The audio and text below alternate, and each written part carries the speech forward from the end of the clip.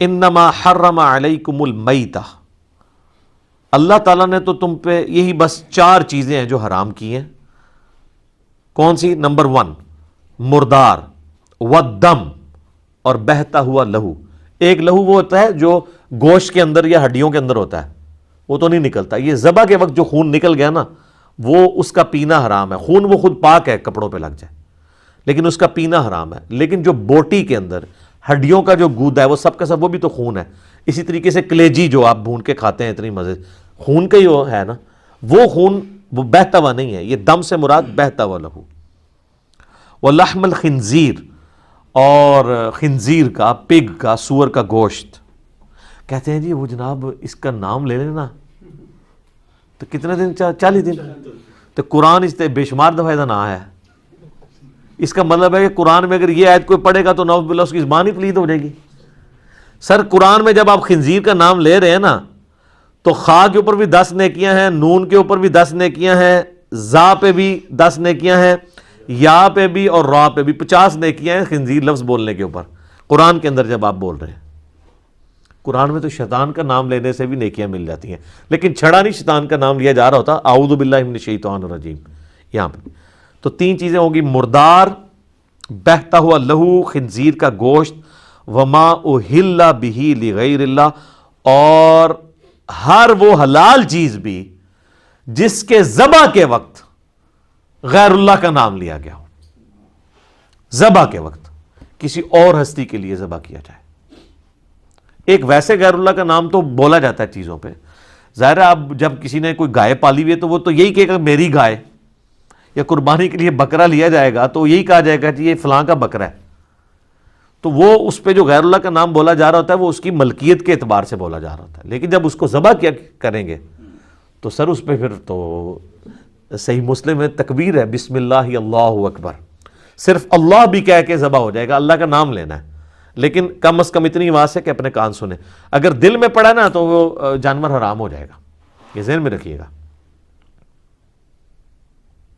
اور اس کی حکمت یہ ہے کہ آپ کسی بھی ذی روح کی جان نہیں لے سکتے سوائے اللہ کے نام کے، کیونکہ اس جان کا مالک کون ہے؟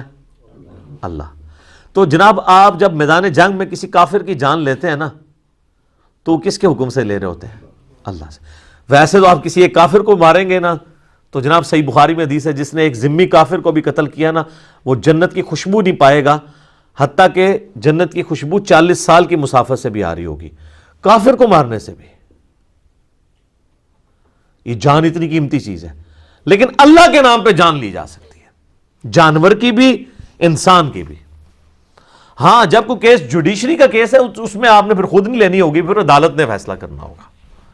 یہ نہیں ہے کہ کوئی شخص کہے کہ جی میں نے امت کے وسیع تر مفاد میں اس کو قتل کرنا ہے، یا میں نے جو ہے وہ اپنی جنت پکا کرنے کے لیے فلاں بندے کو قتل کرنا ہے، یہ گستاخ ہے.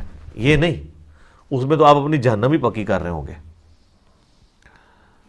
تو یہ 4 چیزیں بیان ہوئی ہیں، اور اسی میں امپلائڈ ہے کہ اگر کوئی شخص غیر اللہ کے نام کے لیے تو ذبح نہیں کرتا لیکن اس کے تقرب کے لیے کرتا ہے، وہ بھی اس میں امپلائڈ ہے. یہ اکثر جب ہم کہتے ہیں نا کہ آپ بزرگ بابوں کے تقرب کے لیے نہ کریں تو وہ کہتے ہیں نہیں جی قرآن میں تو ہے کہ ذبح کے وقت نہ لیا جائے.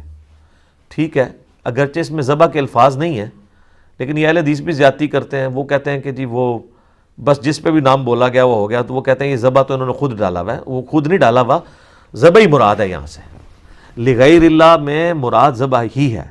تقرب ڈائریکٹلی قرآن سے ثابت اس طریقے سے نہیں ہوتا. کچھ آیات میں آتا ہے کہ وہ بتوں کی خوشنودی کے لیے کرتے تھے. ظاہر ہے کہ بتوں کی خوشنودی والا معاملہ تو ایک ڈیفرنٹ ہے، اصال ثواب والا معاملہ بالکل ڈیفرنٹ ہے. اگر کوئی کسی بزرگ کے اصال ثواب کے لیے، اپنے ماں باپ کے اصال ثواب کے لیے صدقہ اور خیرات کرتا ہے تو یہ جائز ہے، میت کی طرف سے صدقہ ہو سکتا ہے. لیکن اگر اس سے یہ عقیدہ اس کا جڑا ہوا ہے کہ یہ صدقہ اور خیرات کرنے سے وہ مرا ہوا بزرگ مجھ سے راضی ہوگا اور میری مصیبتیں آسان کر دے گا، تو سر آپ اللہ کا نام 100 دفعہ بھی لے لیں، آپ کا جانور آرام ہے. وہ ہے تقرب غیر اللہ کے لیے. ہاں یہ نیت ہونی چاہیے کہ یہ جو میں ذبح کر رہا ہوں اس کا نفع مرے ہوئے کو پہنچے، نہ کہ مرے ہوئے کا نفع مجھے. الٹ ہے نا، جو ہم ذبح کرتے ہیں اس کا ثواب کسی کو پہنچائے تو ہم اس کو فائدہ پہنچا رہے ہیں، نہ کہ وہ ہمیں پہنچائے گا فائدہ. Point to be noted. وہ یہ نیت ہونی چاہیے، جو یہ کر رہے ہیں اس کے بالکل الٹ. پھر جو سنن ابی داؤد میں حدیث ہے، ایک صحابی نے کہا کہ میں نے نیت کیا رسول اللہ مقام بوانا پہ میں نے 100 اونٹ قربان کرنے ہیں. تو نبی علیہ السلام فرمایا کہ دیکھ لینا وہاں پہ کوئی زمانہ جاہلیت کا میلہ تو نہیں لگتا تھا، کوئی اس طرح کی کوئی ایکٹیویٹی تو نہیں ہوتی تھی. اب وہ صحابی آگے سے کہہ سکتا تھا، دیکھیں نا جس طرح یہ ضربے تقسیمیں لگاتے ہیں کہ جی ہم جب ان کو کہتے ہیں آپ جا کے فلاں دربار پہ ذبح کرتے ہیں، وہ کہتے ہیں جی ہم کوئی بالکل قبر پہ تو جا کے ذبح نہیں کر رہے ہوتے، اس کے ہاتھے میں کر رہے ہوتے ہیں، غریبوں کو کھلا رہے ہوتے ہیں. کتنی کہانیاں شروع کر دیتے ہیں. ہم کہتے ہیں یہ دربار بنے ہی نبی علیہ السلام کی نافرمانی پہ ہیں، کیونکہ مسلم شریف میں حدیث ہے میں تمہیں منع کرتا ہوں قبروں کو پکا کرنے سے، قبروں پہ عمارت بنانے سے اور قبروں پر بیٹھنے سے. ڈائریکٹ بیٹھنا بھی حرام ہے، مجاور بن کے بیٹھنا بھی حرام ہے. تو ہم ان اڈوں ہی کو اسلام کے خلاف سمجھتے ہیں. ہم یہ نہیں کہتے کوئی بت پرستی کے اڈے ہیں، اگرچہ وہاں پہ قبر پرستی ہو رہی ہے لیکن ظاہر ہے وہ جہالت میں ہو رہی ہے، ہم اس ایکسٹریم پہ نہیں جاتے. لیکن چونکہ یہ بنے نبی علیہ السلام کی مخالفت میں ہے تو اس کو یہ سپورٹیو حدیث ہوگی جو ابو داؤد کی، جو ہم یہ اجتہاد کر رہے ہیں کہ نبی علیہ السلام نے کہا کہ اگر زمانے جاہلیت کا بھی کوئی میلہ وہاں پر لگتا تھا تو وہاں پر جا کے بھی تم اللہ کے نام کا ذبح نہیں کر سکتے. یار صحابی سے یہ توقع تھی کہ وہ زمانہ جاہلیت کے میلے والی جگہ پہ غیر اللہ کے تقرب کے لیے جا کے ذبح کرے یا اس کو وہاں بھی آئے، کیونکہ وہ تو نئے نئے اس وقت پھرے ہوئے تھے شرک سے، ان کی توحید تو بڑی راسخ تھی. انہوں تو بالکل ایک سمجھے جس کو کہتا ہے ٹنا ٹن سنی تو ٹنا ٹن مسلم سن. وہ کہتے ہیں نا ایک ٹی ٹی ایس ہوتا ہے ایک پی پی ایس ہوتا ہے، پلپلا سنی.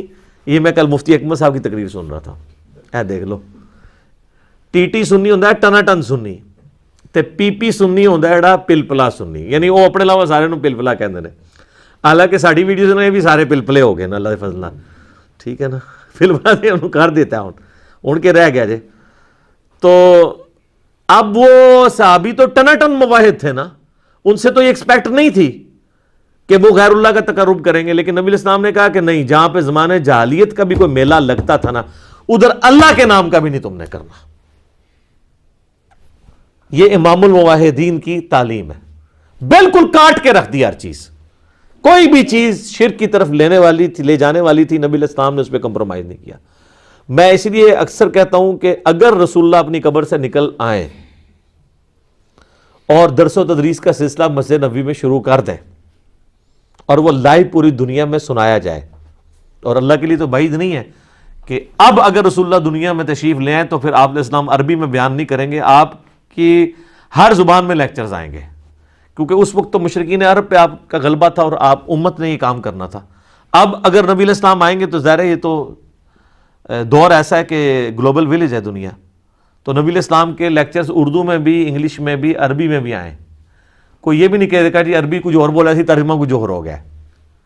تو واللہ میں آپ کو یقین سے کہتا ہوں رسول اللہ ان کے سامنے بھی قبر سے نکل کے آئے نا، یہ تب بھی نہیں مانیں گے، وہ کہیں گے ہماری آنکھوں پہ جادو کر دیا گیا. اور یہ قرآن میں لکھا ہوا ہے، جگہ جگہ یہ بات آئی ہے، سورۃ الحجر میں، سورۃ الانعام میں، کہ یہ کہتے ہیں نا کہ یہ قرآن ہمارے سامنے آسمان سے نازل ہو اور ہم اپنے ہاتھوں سے چھوئیں ان کاغذوں کو جن پہ اللہ نے اپنی ہینڈ رائٹنگ کر کے تو قرآن نازل کیا ہو، تو اے نبی ہم یہ بھی نازل کر دیں، یہ اپنے ہاتھوں سے چھو بھی لیں، پھر بھی کہیں گے ہماری آنکھوں پہ جادو ہو گیا، اے وہ کتاب ہی نہیں جڑی اللہ نے نازل کیتی ہے. تو یہ واللہ رسول اللہ کا بھی انکار کر دیں گے کہ یہ تو نبی نہیں ہے، کیونکہ وہ تو اس نبی کے بارے میں وہ کچھ مانتے ہیں جو بابوں نے تعارف کروایا. یار بابوں نے جو اللہ کا تعارف کروایا تھا، اللہ اس تعارف کو اون کرنے کے لیے تیار نہیں اپنے حق میں. قرآن میں ہی آ رہا ہے کہ جب ان کو کہا جاتا ہے کہ پیروی کرو جو اللہ نے آسمان سے نازل کیا، تو وہ کہتے ہیں ہم ابا اجداد کی پیروی کریں گے. ابا اجداد بھی تو اللہ کو مان ہی رہے تھے، اس کے ساتھ صرف شریک ٹھہراتے تھے. تو اللہ تعالیٰ ہمارے کہ تمہارے بابے جس اللہ کو مان رہے ہیں نا، اگرچہ وہ وہی اللہ ہے لیکن ان کوالٹیز کے ساتھ میں ان کا ماننا نہیں قبول کرتا. اللہ اپنا ماننا قبول نہیں کر رہا ان کے بابوں کے کہنے پہ، تو آپ کے بابوں کے کہنے پہ رسول اللہ کا ماننا ہم کیسے قبول کریں؟ نہ ہم آپ کی کوئی بات رسول اللہ کے ریفرنس سے مانیں گے، نہ اللہ کے ریفرنس سے، جب تک کہ آپ ثابت نہیں کریں گے کہ یہ اللہ اور اس کے رسول نے کہا ہے. تو یہ اللہ پہ بھی جھوٹ باندھ رہے ہیں، رسول اللہ پہ بھی جھوٹ باندھ رہے ہیں، والعیاذ باللہ تعالی. اللہم اجرنا من النار. ساتھ اللہ تعالیٰ نے ایک ایکسیپشن دے دی، اور قرآن میں جب کبھی بھی یہ آیات آئی ہیں، یہ سورۃ البقرہ میں بھی ہے، اس کے بعد سورہ الانعام میں بھی یہ آیات آئیں گی، اور سورۃ النحل کے اندر بھی آئیں گی، سورۃ المائدہ میں بھی کم از کم 4 دفعہ تو مجھے یاد ہے کہ یہ آیات آتی ہیں۔ تو چاروں دفعہ یہ چیز ریپیٹ ہوتی ہے کہ تمہارے لیے مردار حرام کر دیا گیا، تمہارے لیے بہتا ہوا لہو خنزیر کا گوشت، اور جس پہ ذبح کے وقت غیر اللہ کا نام لیا گیا، لیکن ساتھ یہ ہے فَمَنِ اضْطُرَّ غَيْرَ بَاغٍ وَلَا عَادٍ، اگر کوئی اضطراری کیفیت، کوئی کیٹاسٹرافک کنڈیشن بن جائے، یعنی حلال تمہارے پاس اویلیبل نہ ہو، زندگی موت کی کشمکش بن جائے، غیر باغ ولا عاد، لیکن تمہارے اندر بغاوت نہ ہو اور نہ گناہ کرنے کا ارادہ ہو، فلا اثم علیہ، پھر تم پہ کوئی گناہ نہیں ہوگا۔ یعنی ایک بندہ مر رہا ہے، پانی اویلیبل نہیں، اس نے شراب پی لی، خنزیر کا گوشت کھا لیا، لیکن اللہ تعالیٰ نے فرمایا کہ بغاوت نہیں ہونی، اتنا ہی کھاؤ گے جس سے جان بچے۔ یہ نہیں ہے کہ ایک گلاس شراب سے اگر جان بچنی ہے تو وہ پکڑ کے پوری بوتل الٹا لے، یہ نہیں، بغاوت نہیں ہونی چاہیے۔ آد گناہ بھی نہیں، دل میں یہ شرمندگی ہو کہ میں ایز اے لاسٹ ریزارٹ کر رہا ہوں، یار اللہ کتنا ڈر ہے، اس وقت ہی کہہ دینا، یہ ساری شکیں اٹھا لینا کہ یار مر رہا ہے بندہ، چل پی لے یار جنہ بھی پینا ہی۔ ادھر بھی کہہ رہے کہ حرام بھی کھانا پڑ گیا نا مجبوری میں، تو یہ دیکھ لینا نہ گناہ کی نیت ہو، نہ ایک حد کو کراس کرنا ہے۔ سر یہ کتابوں کا خدا ہے، یہ حدود اللہ جو بار بار کہا جاتا ہے نا قرآن میں، حدود اللہ دیکھ لیں کتنی سخت ہے۔ ان اللہ غفور رحیم، بے شک اللہ تعالیٰ بخشنے والا مہربان ہے۔ اگر یہ صورتحال ہوگی نا پھر اللہ تعالیٰ معاف کر دے گا، باغی نہ ہوئے اور نافرمانی کی نیت۔ تو یہی اب لوگ یہ سودی کام جو لوگ کر رہے ہیں، او جی ساڑھے کپڑے بھی سودی مشینہ دے بن رہے ہیں، یار یہ اس میں آتا ہے کہ نہ یہ ہماری بغاوت ہے اور نہ ہم اس کے اوپر کوئی اختیار رکھتے ہیں، اس کی بنیاد پہ آپ ڈائریکٹ بینک سے سود کھانا شروع کر دیں گے کہ جی پوری دنیا کا نظام سود پہ چل رہا ہے تو اس لیے کھاؤ پھر ڈائریکٹ۔ وہ جی ہم چلتے پھرتے جراثیم بھی انہیل کرتے ہیں تو پھر ٹھیک ہے، پھر وہ کیڑوں والے امرود بھی کھاتے رہو، وہاں نہیں کھائیں گے، وہ کہیں گے تو نظر آ گیا نا۔ تو یہ جو واضح سود نظر آ رہا ہے آپ کو، کبھی اس کے نام سروس چارجز رکھ دیتے ہیں، ٹھیک ہے، آج کل نواں نہ آ گیا سروس چارجز، منافع کی شرح، انٹرسٹ، ٹھیک ہے۔ یہ دیکھیں آپ الفاظ ایسے ڈیوائز کیے ہیں کہ کہیں سود کا لفظ، حالانکہ سود کا لفظ بھی کوئی برا نہیں ہے، سود فی نفس ہی یہ فارسی کا لفظ ہے نفع بخش چیز کو، سود مند نہیں آپ لفظ استعمال کرتے، یہ چیز سود مند ہے۔ یہ تو ہمارے اصل میں اس کے لیے جو ٹرم ہے وہ ربا ہے، ٹھیک ہے، جو عربی کی ٹرم ہے۔ ظاہر ہے اردو میں اور فارسی میں سود کا لفظ، یہ سود کا لفظ ویسے بدنام ہو گیا ہے، سود لفظ فی نفسی برا نہیں تھا، لیکن اب یہ چونکہ ایک اصطلاح استعمال ہوتا ہے تو ہم اسے استعمال کر رہے ہوتے ہیں۔ محلہ اس لیے بدنام ہو گیا کہ سور تے سود نیڑے نیڑے نے، اس وجہ نال بھی ذرا ایک نیچرلی نا لوگوں نفرت ہوگی اس لفظ نال، ٹھیک ہے۔ تو اللہ تعالیٰ ہمارا پھر ہم بخشنے والے مہربان ہے۔ اچھا سورہ نحل میں ایک ساتھ پھر ایک اور ایکسیپشن بھی آئی ہے کہ اگر زندگی موت کی کشمکش بن جائے تو تم کلمہ کفر بھی بول سکتے ہو اگر تمہارا دل ایمان پہ ٹھکا ہوا ہے، لیکن یہ بھی ایک سبسسٹنس لیول کے اوپر درجہ ہے۔ اعلیٰ درجہ وہی ہے جو سنن ابن ماجہ میں حدیث ہے، نبی علیہ السلام نے فرمایا معاذ اللہ کے ساتھ شرک نہ کرنا، خواہ تمہارے ٹکڑے ٹکڑے کر دیے جائیں یا تمہیں زندہ آگ میں جلا دیا جائے، وہ اعلیٰ ترین درجہ ہے۔ لیکن اس وقت اگر کوئی شخص جان بچانے کے لیے وقتی طور پہ جھوٹ بول لے اور کلمات کفر بھی بول دے تو اسلام میں اس کی اجازت ہے۔ سورۃ النحل کے اندر اسی کو کہا گیا تقیہ کرنا، یعنی دشمن کے شر سے بچنے کے لیے اپنا بچاؤ کرنا۔